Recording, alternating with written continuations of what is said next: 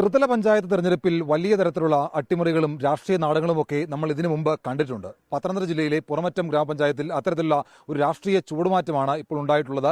ഈ പുറമറ്റം ഗ്രാമപഞ്ചായത്തിൽ 7 സീറ്റ് നേടി UDF ഒറ്റകക്ഷിയായതാണ്.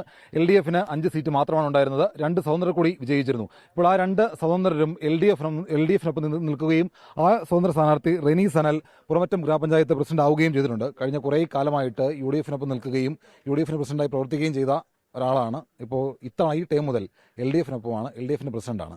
എന്തുകൊണ്ട് ഇങ്ങനെ പെട്ടെന്നൊരു മാറ്റം? അത് എന്ത് സാഹചര്യത്തിലാണ് അങ്ങനെ സംഭവിച്ചത്? UDF ഞങ്ങളെ അംഗീകരിക്കുന്നില്ലെന്നൊരു സാഹചര്യം വന്നുകൊണ്ട് LDFകാർ സന്തോഷത്തോടെ നമ്മളെ സ്വീകരിച്ചു.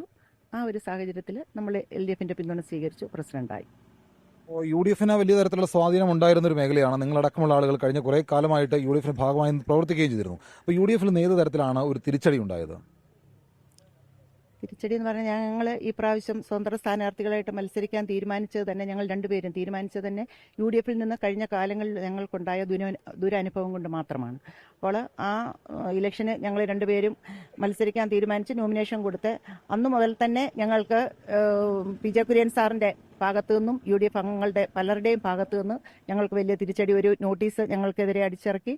അതേപോലെ തന്നെ ഒരു വീഡിയോ ഇലക്ഷൻ്റെ തലേ ദിവസം മുതൽ രാവിലെ മുതൽ ഫേസ്ബുക്കിലും വാട്സപ്പിലും എല്ലാം ഞങ്ങൾക്കെതിരായിട്ടുള്ള ഒരു വീഡിയോ പ്രചരിപ്പിക്കുന്നുണ്ടായിരുന്നു.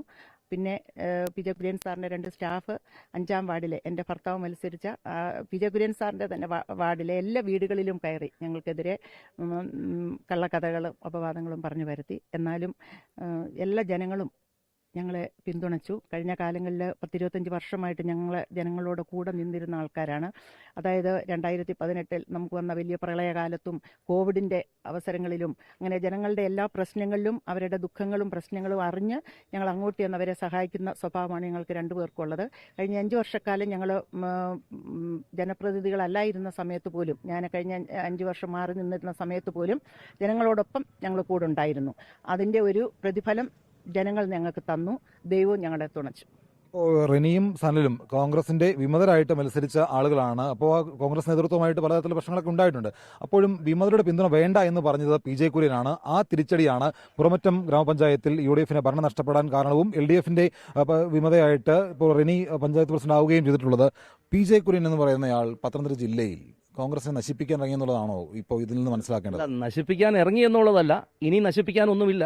നമുക്കറിയാം, കോൺഗ്രസ് എന്ന് പറയുന്നത് ഈ പത്തനംതിട്ട ജില്ലയുടെ ഒരു ഭാഗമായിരുന്നു. ഒരു കാലഘട്ടത്തിൽ 7 നിയോജകമണ്ഡലം ഉള്ളത്. 7 നിയോജകമണ്ഡലങ്ങളിലും കോൺഗ്രസിൻ്റെ വലിയ മുന്നേറ്റം ഉണ്ടായ ഒരു ജില്ലയാണ് നമ്മുടെ കേരളത്തിലെ മറ്റ് ജില്ലകളെ സംബന്ധിച്ചിടത്തോളം. 7 നിയോജകമണ്ഡലങ്ങളിലും കോൺഗ്രസിൻ്റെ വലിയ വിജയ തേരോട്ടം ഉണ്ടായിട്ടുണ്ട്. പക്ഷേ ഇദ്ദേഹം ഈ നേതൃത്വത്തിലോട്ട് വന്നതിന് ശേഷം നാൾക്ക് നാൾ കോൺഗ്രസ് പാർട്ടി ശോഷിക്കാൻ തുടങ്ങി.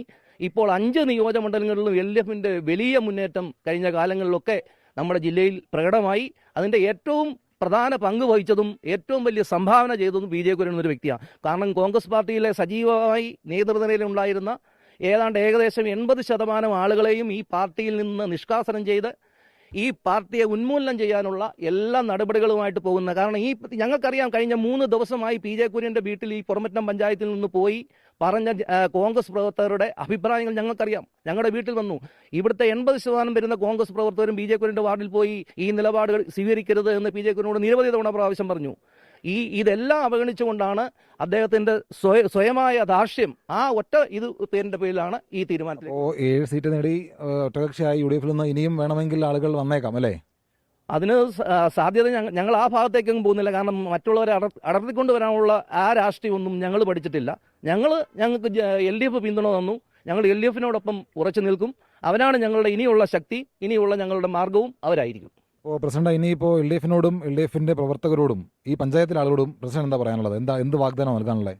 വാഗ്ദാനം നൽകാനുള്ളത്, നമ്മളങ്ങനെ LDF UDF ഒന്നും വ്യത്യാസമില്ലാതെ എല്ലാവരെയും ഒന്നായിട്ട് കണ്ടുകൊണ്ട് LDFനോടൊപ്പം നിന്ന് വരുന്ന 5 വർഷക്കാലം പ്രസിഡന്റായിട്ട് നിന്ന് നല്ലൊരു ഭരണം കാഴ്ചവെക്കാനാണ് ആഗ്രഹിക്കുന്നത്. വിമതരായിരുന്ന 2 ആളുകളുടെ പിൻബലത്തിലാണ് LDF പുറമറ്റം പഞ്ചായത്തിൽ ഭരണം പിടിച്ചിരിക്കുന്നത്. അത് PJ കുര്യൻ എന്ന് പറയുന്ന കോൺഗ്രസ് നേതാവ് വലിയ തരത്തിൽ പാർട്ടിയെ ഈ ജില്ലയിൽ നശിപ്പിക്കാൻ വേണ്ടിയുള്ള എല്ലാ ഇടപെടലുകളും നടത്തുന്നുണ്ട് എന്നുള്ള ആരോപണം കൂടി റെനിയും സനലും പറയുകയും ചെയ്യുന്നുണ്ട്. സഞ്ജയ് ഇക്ബാലിനൊപ്പം പുറമറ്റത്ത് നിന്ന് ഷിജോ കുര്യൻ, 24. ലോകത്തെവിടെയായാലും ഏത് സമയത്തും 24 വാർത്തകളും ഓഗ്മെന്റഡ് റിയാലിറ്റി പാക്കേജുകളും എക്സ്പ്ലെയിനറുകളും വിശദമായി കാണാൻ ഞങ്ങളുടെ YouTube ചാനൽ നിങ്ങൾക്ക് സബ്സ്ക്രൈബ് ചെയ്യാം.